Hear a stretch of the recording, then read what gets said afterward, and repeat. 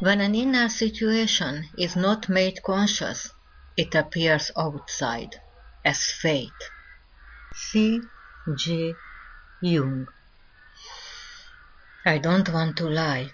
To be truthful to you, it's not easy to make a good decision.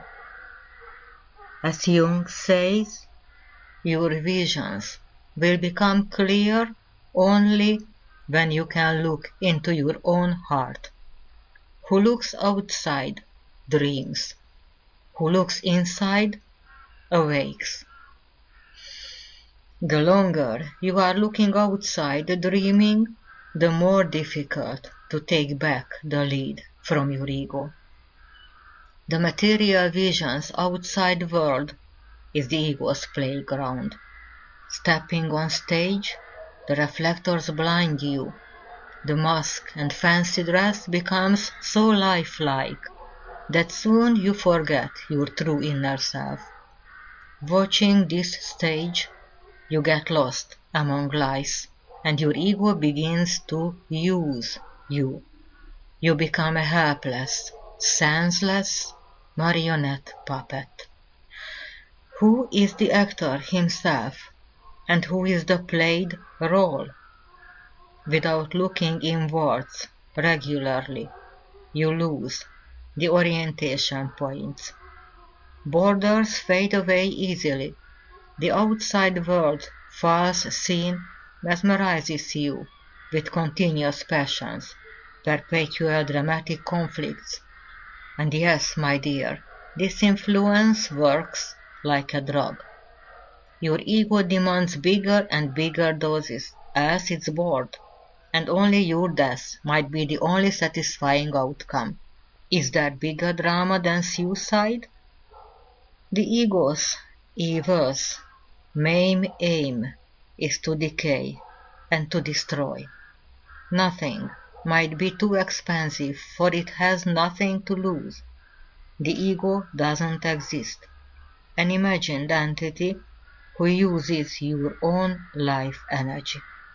You give them power to rule on you, to destroy your possibility, called earthly life, and inhibit your true soul's material manifestation. Just remember, sitting on a theatre auditorium, how willingly you collaborate with the given situation. How willingly you feel the actors' imagined emotions, and let their sorrow, fright, or delight to overwhelm you freely. The dramatic scene's success depends on the viewer's invested emotional energy. Only their collaboration can keep the play alive. A professional theatre show captures and switches off your own entire personality for 2-3 hours. You become a stranger person who applauds stranger actions, cries on stranger pains, sitting on an emotional roller coaster voluntarily. You become a part of the actor's passions and the writer's fantasy. Then, stepping out of the theatre hall, your real self needs time to return back. But at last you can find yourself again, because you were aware of the scene's untruth. But what could happen if you are not aware of the dramatic game's falsehood?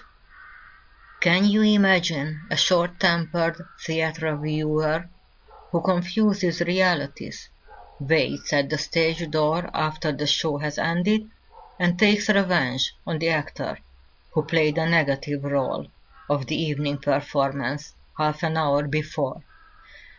Yes, dear, I see you are laughing, but yet you tend to commit the same mistake when you focus merely on the outside world and let your ego, the evil, to lead. At this point, only your soul would be able for perspicacity, but the ego obstructs this communication. Moreover, it doesn't want to communicate with you, not at all. like an empty balloon, like a living dead zombie, like a steered, controlled, helpless puppet. This is the hugest tragedy what a human being can live through, when his magnificent soul is oppressed inside, and the theatre performance never ends. Is this train of thoughts an elusive purple mist? Never mind, dear, I have a true story.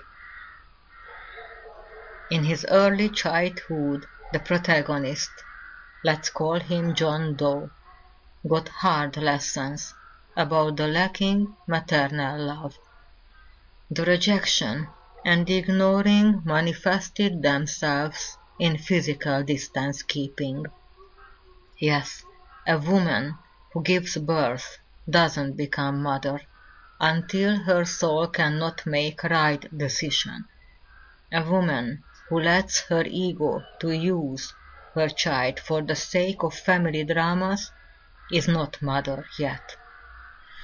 Growing up, John became tool of his mother's ego game, had to learn his own worthlessness and play the victim role. Oh, how he desired to prove his own values, to get only one appreciative word from his dismissive mom. But the outside world's runaway drama captured this young boy and forced him to fit the maternal expectations. But as time went by, one day the long ago waited opportunity arrived. The young John got a heavenly gift. He found the meaning of life when fell in love with the world's most adorable, wonderful girl who was his perfect soulmate. Oh, true love is God's gift, a celestial healer.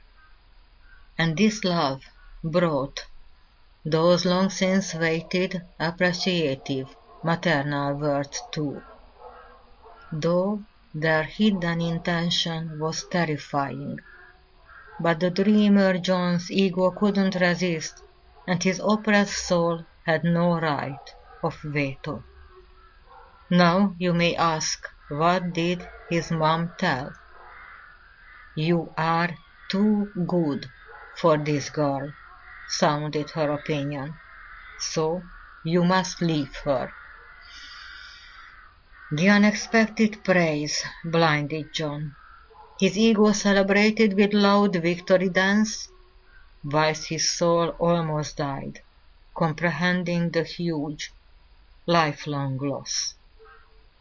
And John was weak to defend his own soul.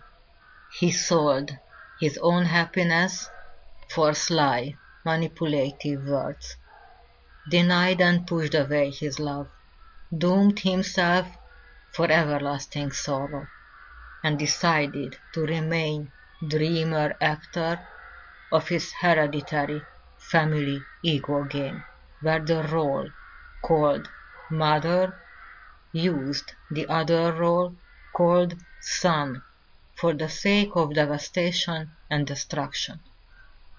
True love, his heart's pure emotions, his soul's immortal treasures were not important. For the show must go on, always. Long, long decades passed. John grew old. His heart turned to stone in a soulless marriage. His mom never appreciated his self-destroying sacrifice. John fought for her love hopelessly until the old lady died and maternal love's all possibilities were put into grave with her. The stone-hard old man learned how to rule on his family, to pay for them and take away the wished things, to buy every buyable material value. Money became his lover, but secretly he felt his own inner emptiness. As Jung says, People will do anything, no matter how absurd, to avoid facing their own souls. But the moment of truth arrived. God gave a second chance, and John fell in love again.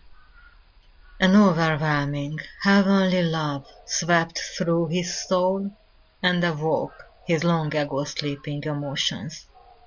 The miracle left no time for thinking, and John abandoned himself to the experience without resisting.